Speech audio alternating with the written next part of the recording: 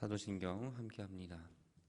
전능하사 천지를 만드신 하나님 아버지를 내가 믿사오며 그 외아들 우리 주 예수 그리스도를 믿사오니 이는 성령으로 잉태하사 동정녀 마리아에게 나시고 본디오 빌라도에게 고난을 받으사 십자가에 못 박혀 죽으시고 장사한 지 사흘 만에 죽은 자 가운데서 다시 살아나시며 하늘에 오르사 전능하신 하나님 우편에 앉아 계시다가 저리로서 산 자와 죽은 자를 심판하러 오시리라.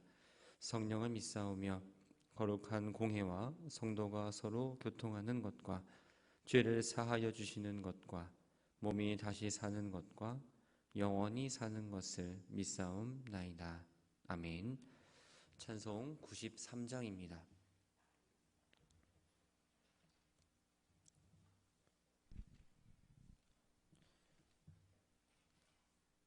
찬송 93장 찬양합니다.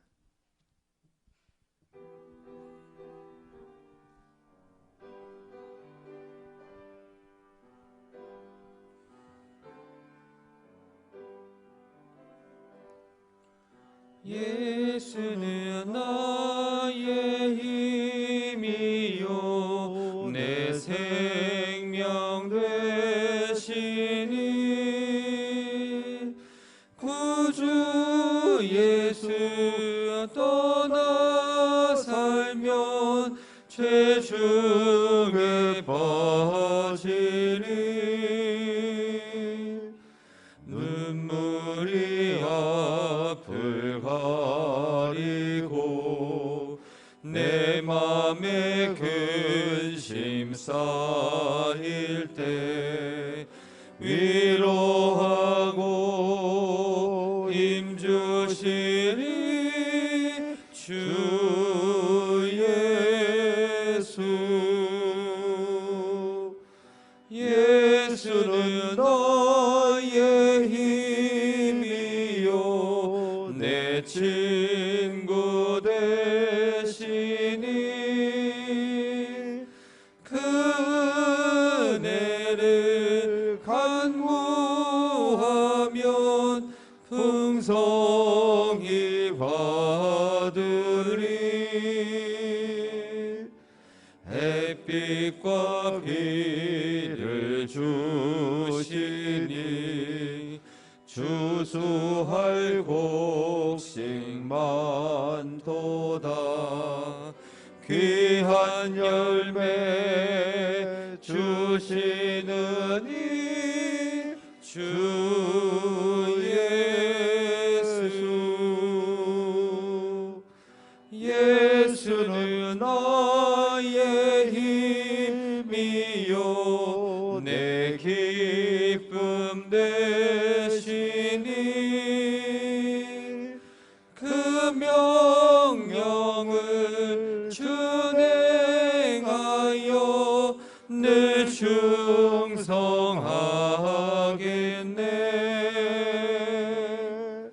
주야로 보호하시며 바른 길 가게 하시니 의지하고 따라가리 주 예수. 예수는 나의 힘이요 내 소망 되시니 이 세상을 떠나갈 때 곧 영생 얻으리. 한없는 복을 주시고 영원한 기쁨 주시니 나의 생명 나의 기쁨 주 예수. 구약성경 욥기 제17장 1절부터 마지막 절까지의 말씀을 교독하겠습니다.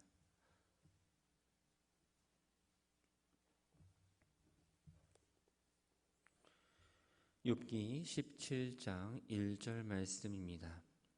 나의 기운이 쇠하였으며 나의 날이 다하였고 무덤이 나를 위하여 준비되었구나.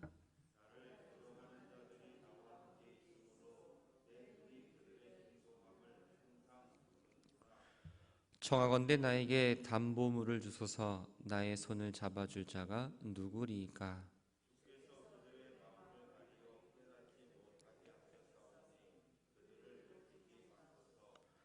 보상을 얻으려고 친구를 비난하는 자는 그의 자손들의 눈이 멀게 되리라.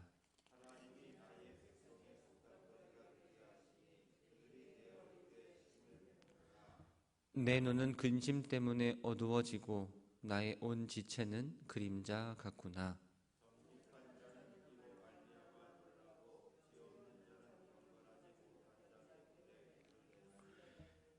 그러므로 의인은 그 길을 꾸준히 가고 손이 깨끗한 자는 점점 힘을 얻으리라.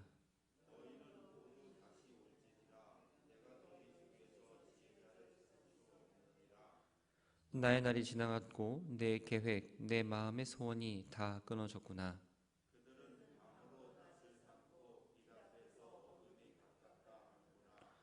내가 수월이 내 집이 되기를 희망하여 내 침상을 흑암에 펴 놓음에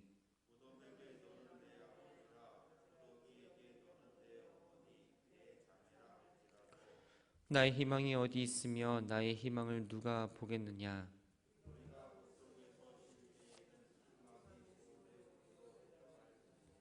아멘.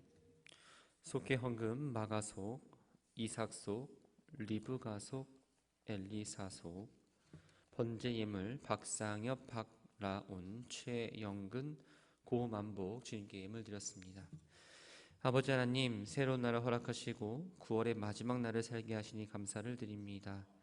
하루하루가 모여 계절은 변하였지만 다시 오지 않는 오늘이라는 시간을 기억하며 주신 날을 귀히 여기는 우리들의 삶이 되게 하여 주옵소서. 주님 앞에 나오는 이 새벽, 육체적으로는 피곤하고 지칠 때도 있지만 주신 은혜를 기억하며 또한 간절한 마음으로 이 자리에 나왔습니다.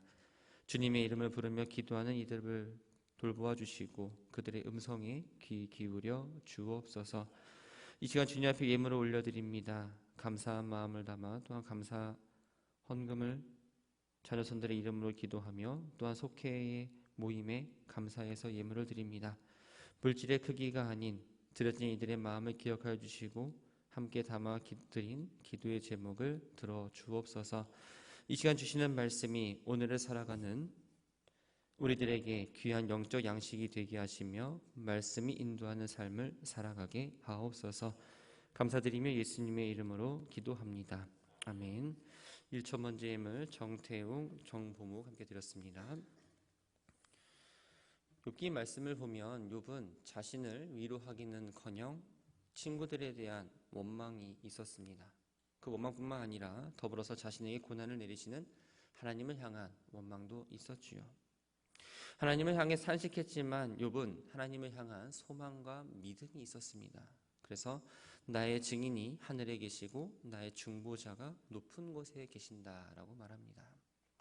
17장 앞절인 16장 22절에서 수년이 지나면 나는 돌아오지 못할 길로 갈 것임이라 라고 말했습니다.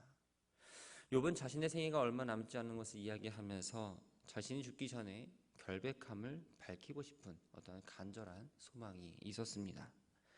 오늘 본문에서는 나의 기운이 쇠하였으며 나의 날이 다하였고 무덤이 나를 위하여 준비되었구나 라고 말합니다.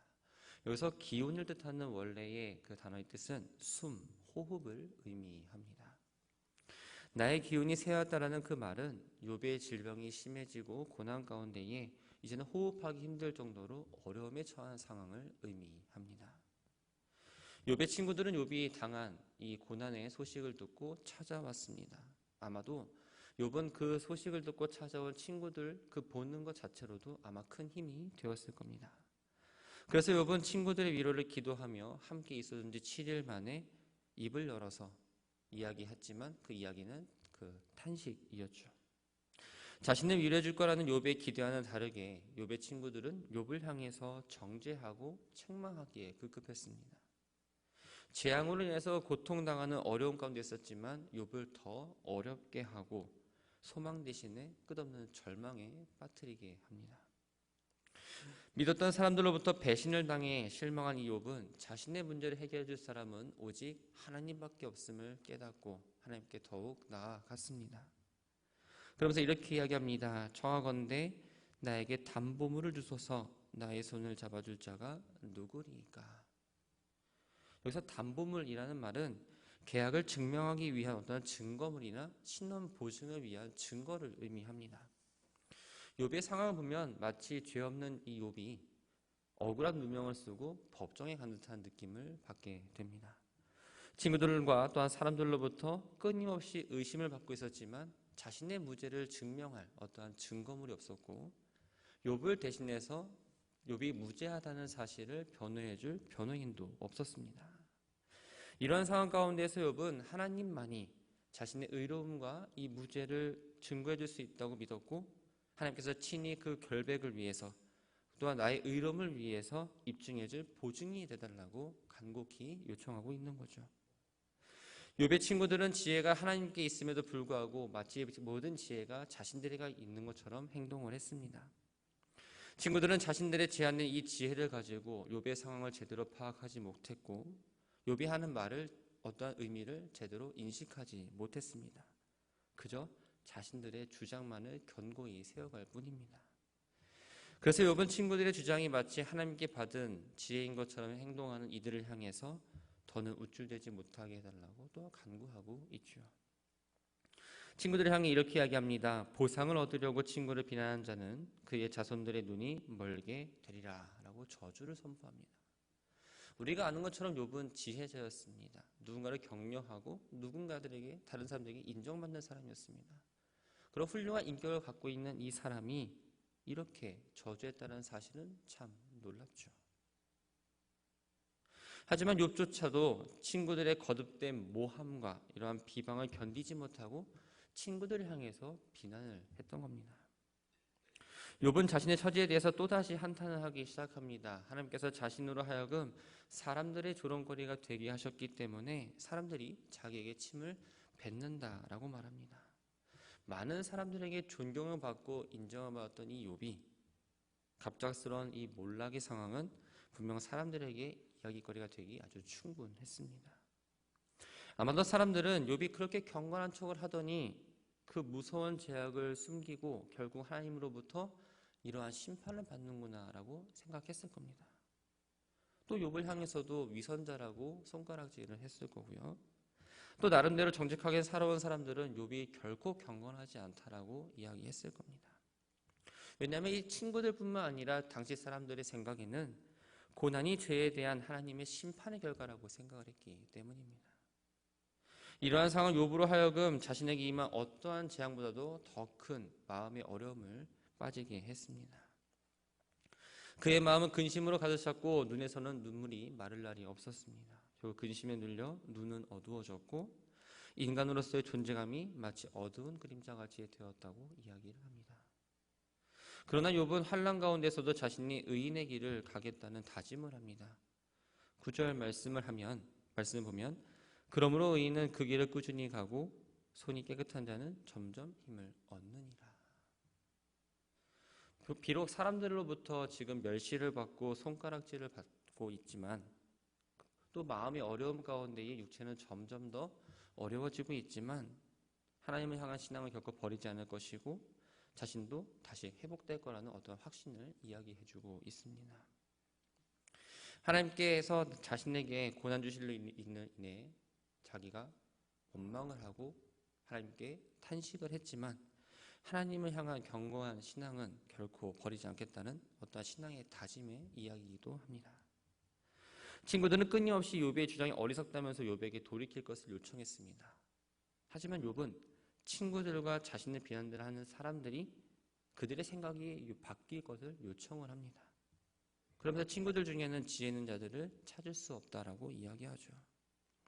욥의 친구들은 스스로 지혜자인 척했지만 욥의 관점에서 보면 그들은 삶의 현장을 제대로 파악하지 못하는, 또한 설명도 하지 못하고 제대로 어떤 변론도 하지 못하는 그저 어리석은 사람들로밖에 생각하지 않았습니다.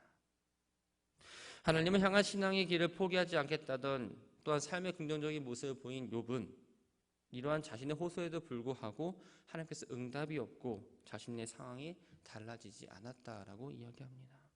그래서 결국은 무엇입니까? 욥은 죽음을 소망했습니다. 자신을 위로하지 못하고 조롱하는 친구들 앞에서 욥은 자신의 계획도 또한 마음에 갖고 있는 소원도 다 끝났다라고 이야기합니다. 친구들은 무능한 권면으로 욥에게 소망이 있다고 말해왔습니다. 그러나 욥은 그들이 말하는 소망은 어디에도 없다라고 이야기합니다. 친구들은 욥에게 곧 불행이 끝날 것이라고 말했고, 소발은 욥의 인생이 대낮보다 더 밝아질 것이고 어둠이 아침빛같이 될 거라고 말했습니다. 그러나 욥의 입장에서 이 욥의 친구들은 이야기는 현실성 없는 말로 생각이 되었던 겁니다. 욥은 자신의 집이 죽음의 세계이며 흑암에 자신의 침상을 펴놓았다라고 말합니다. 욥에게는 희망은 낯선 것이 되었고 오히려 죽음이 더 익숙해진 상황이 되었습니다.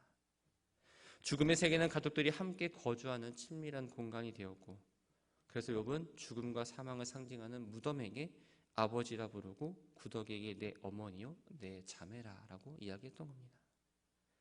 희망이 없는 삶은 죽음의 세계와 다르지 않습니다. 희망의 상실은 곧 죽음을 의미합니다.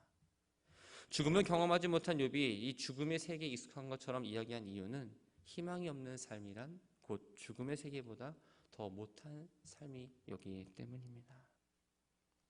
이 땅에서 희망을 잃은 욥에게 남은 건 죽음의 세계로 내려가는 일뿐이었습니다. 욥은 끊임없이 희망을 얘기했지만 욥에게 남아있는 희망은 보이지 않아 보입니다. 보이지 않는 희망, 찾지 못하는 희망은 큰 절망으로 바뀝니다. 희망이 있다는 건 살아있다는 것이고 새로운 삶의 가능성을 의미합니다. 왜냐하면 살아있는 자만이 그 꿈을 꾸고 소망을 가질 수 있기 때문입니다. 죽음을 이야기했지만 욥이 진정 바랬던 것은 죽음은 아니었습니다. 욥이 이렇게 탄식할 수 있었던 건 그럼에도 불구하고 하나님을 향한 믿음과 신뢰가 여전히 남아 있었기 때문입니다. 욥은 하나님이 자신의 탄식을 들으시고 응답해 주시기를 간절히 기대했습니다. 욥기를 계속 읽어서 보면 욥을 위로한 친구들은 위로하는 것처럼 왔지만 결국 자신들의 생각만을 이야기한 것을 볼 수가 있습니다. 친구들의 비난을 옆에서 지켜본 이웃들도 욥을 향해서 당연히 죄를 지었다라며 손가락질을 하고 욥을 향해서 욕을 합니다. 이에 욥은 사람들의 모욕죄 손가락질과 비난이 마치 자신의 얼굴에 침을 뱉는 것 같다고 이야기했습니다. 고난이 죄의 결과라고 생각하는 그들의 사고방식 가운데에 고난을 받지 않고 살아가는 자신들은 당연히 의로운 존재라고 여겼습니다. 그래서 죄인인 욥을 정죄할 수 있는 위치에 있다라고 생각을 했던 거죠. 그러나 다른 사람을 함부로 정죄하거나 비난하면서 자신의 의를 드러내는 태도는 하나님께서 절대 인정하지 않으십니다. 오히려 그들이 가진 생각과 태도는 하나님이 미워하시는 교만한 모습일 뿐입니다. 사랑하는 성도 여러분, 여러분들은 또 저는 욥의 친구들처럼 누군가를 정죄하고 비난하고 있지 않는가를 돌아봐야 합니다. 하나님께서 우리들에게 바라시는 모습은 다른 사람의 마음을 상하지 않고 그들의 아픔에 귀 기울이며 그들의 마음을 공감하는 걸 원하십니다. 내 마음에 가득한 것이 입으로 나아오게 되어 있습니다. 하나님의 사랑이 가득하다면 하나님의 사랑을 이야기할 겁니다. 그러나 누군가를 미워하고 시기하고 질투하는 마음이 가득하다면 분명 그 사람을 바라볼 때에 결코 사랑의 이야기가 나올 수 없지요.